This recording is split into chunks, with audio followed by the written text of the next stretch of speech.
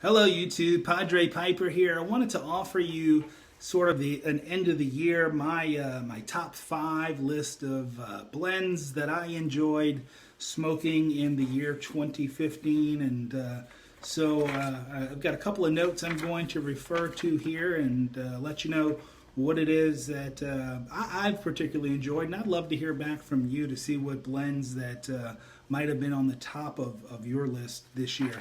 I'm going to start off, I hate to start on a negative note. I'm going to start off on a little bit of a negative note. These are 2 blends that I'm going to give another shot to. Just because I was disappointed when I purchased them and tried them, and I'm going to see what happens. We'll try them again in 2016. The first one was Peterson's Nutty Cut. This is one that I saw a whole lot of people talking about. The reviews seem to be fantastic on it, and it's one, when I read about it, researched it, read the reviews online, I really wanted to like it, and it didn't do anything for me. So we'll try it again in 2016 and see what's up with that. And the other is C&D's Espresso. It's a heavy black Cavendish type of smoke. Usually I enjoy a black Cavendish. I think I was expecting a little too much out of it because I'm such a coffee fan. But for whatever reason, it disappointed. I'm not saying it's bad. It just didn't live up to what I had in my own mind as expectations for it. So we'll give those 2 another try in 2016. But in 2015, here's my list. I'm going to count backwards from 5 down to number 1. Number 5, I'm just going to throw it out there. I've always enjoyed aromatics, more of an aromatic guy than anything. Although this year, I have started experimenting with some English, some Latakias and such. And so they're going to make it onto the list. But number 5 is it's an old standard. It's Lane 1Q. You may also know it as Captain Black Royal, which is what I probably the first tobacco I ever purchased and smoked in a pipe so many years ago back in college, I don't know, 30 years ago or so. If you go to the tinderbox, you'll know it as Wilshire. This is apparently the #1 selling aromatic in the world. It makes sense. It's the kind of thing that when you smell the room note, it's really what makes you think of quintessential pipe smoking. And is it great? No, but it's good. And it's like your first car, or your first kiss, or your first anything. You never forget it. And so it's always one to go back to, particularly if you're looking for that particular taste and that aroma. Lane 1Q, number 5 on my list for 2015. Number 4 on the list is a seasonal blend. It's the McClellan release of Holiday Spirit. I tried this for the first time this year, 2015. Now, it's been out since 2008. They release it each fall in advance of the holiday, Christmas, Thanksgiving, New Year sort of season. But it's the same blend. Whether you got it in 2008, 9, 10, 11, 12, 13, 14, 15, it's always the same blend.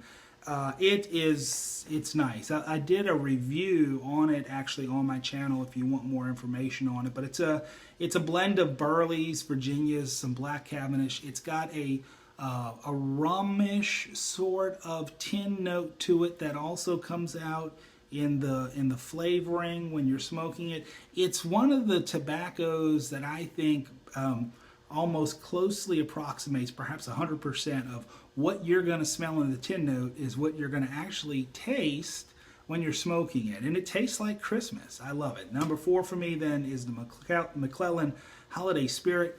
Number 3 on my list for 2015 is from Samuel Gawith. It's the Celtic Talisman.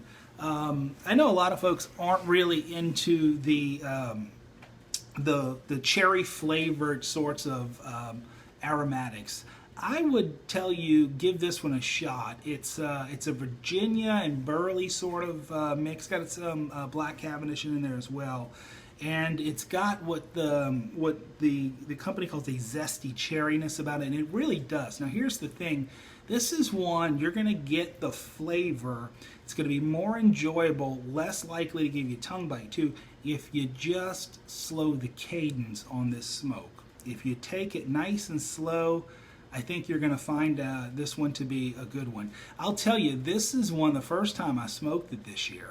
It was the first time this year I didn't like it. I didn't get it. I didn't quite understand what the flavor was that I was getting. And oddly, it was giving me almost a flavor of like grape leaves, if you've ever had Mediterranean food. Not that there's anything wrong with grape leaves. I love them. I just didn't expect it from this blend. When I tried it again, and when I slowed down the cadence, then I think, what the manufacturer is really attempting to give you in this blend. That's my number 3 on the list, Celtic Talisman. Give that one a shot if you're into cherry aromatics. Number 2, and boy, it was hard for me really to get my number 2 and my number 1 and figure out which was going to be which, because I've really enjoyed both of these.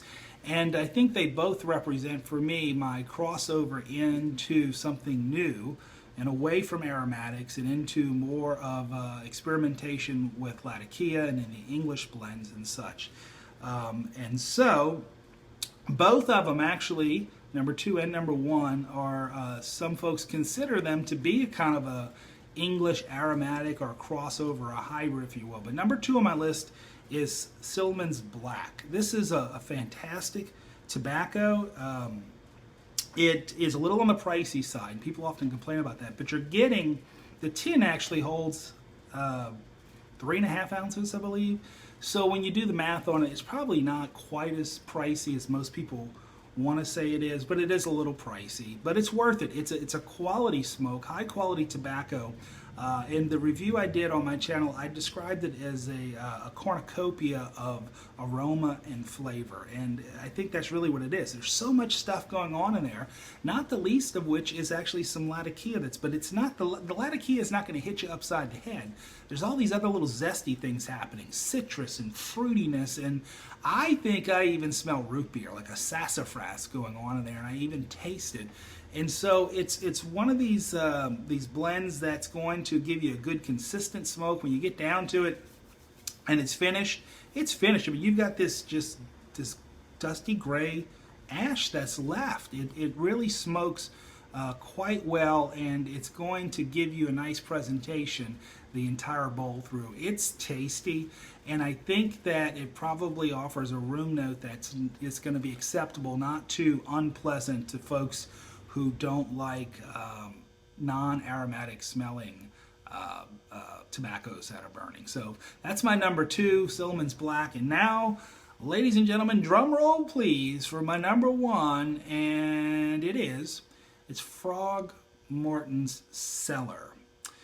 I don't know what it is about this thing, but I like it. I like it a lot. It's Latakia based. The Latakia in this blend, I think, is probably more present than that in the Silliman's Black, and it's got some Virginias and some Orientals in there as well.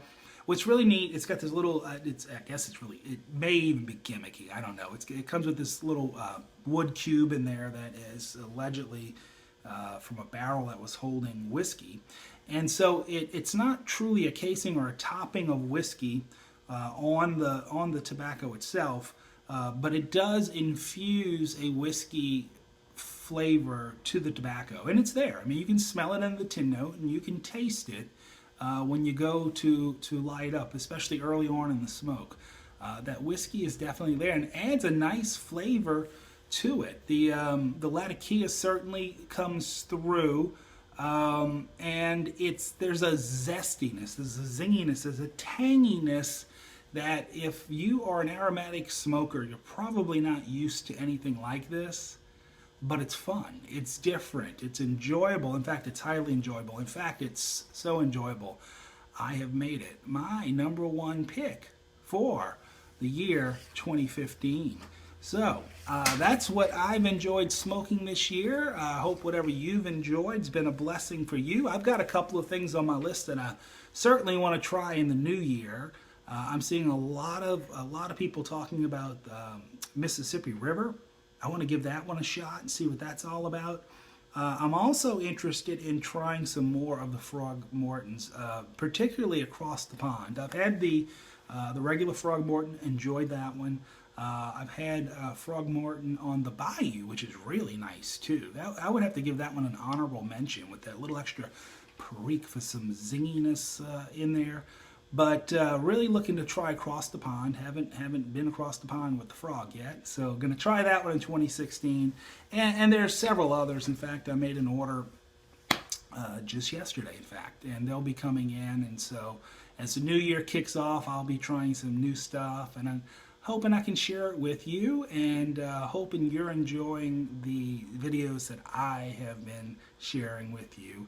And look forward to you sharing some comments and some feedback, and continuing to be a part of the pipe community on YouTube as we head into 2016. This is Padre Piper, wishing you God's peace, grace, and blessings.